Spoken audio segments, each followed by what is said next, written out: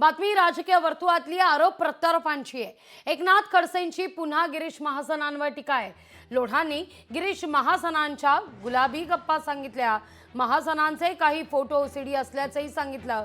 प्रफुल्ल लोढांकडे महाजनांची सर्व माहिती आहे, पण महाजनांचा लोढांवर दबाव आहे असं खडसे म्हणतात।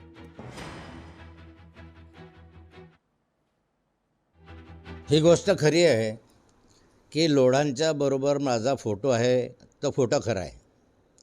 लोढाने मला त्या ठिकाणी गाडीमध्ये प्रवास करत असताना रस्त्यामध्ये भेटून गुलाबाचं फूल दिलं आणि त्यांनी काही गुलाबी गप्पा गिरीश महाराजांच्या संदर्भामध्ये माझ्याकडे केल्या आणि माझ्याकडे काय काय आहे, सीडी आहे, माझ्याकडे असे फोटो आहे, रामेश्वरचे फोटो आहे, अशा स्वरूपाची चर्चा त्यांनी माझ्याकडे केली।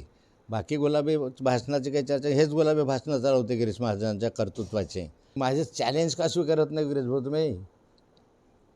माझं चॅलेंज वारंवार मी करतो की माझ्या मुलाच्या संदर्भामध्ये एवढा गंभीर आरोप केल्यानंतर तुमचे पद असेल, किंमत असेल, ताकद असेल, सरकारमध्ये खरं असेल, नाही तर मी समजेल की तुमची सरकारमध्ये काही किंमत नाही, नुसता बडबड करतो। जा ना सीबीआयची इन्क्वायरी लाव ना। मुलाच्या मृत्यूच्या संदर्भामध्ये तुम्हाला संशय आहे, तुम्ही बोलता वारंवार, तर सीबीआयची इन्क्वायरी लावायला तुम्हाला कोणी अडवलं? पण तुमच्यामध्ये ते ताकद नाही, मला माहीत आहे, कारण वर्क तुमची किंमत नाही आहे। ज्यावेळेस भारतीय जनता पार्टीवर 40 वर्ष मी हमाली केली, मेहनत केली, नाथाभाऊला खाली खेचणं आणि मग आपलं नेतृत्व प्रस्तावित करण्यासाठी हा सगळा षडयंत्राचा भाग गिरीश महाजनने केला।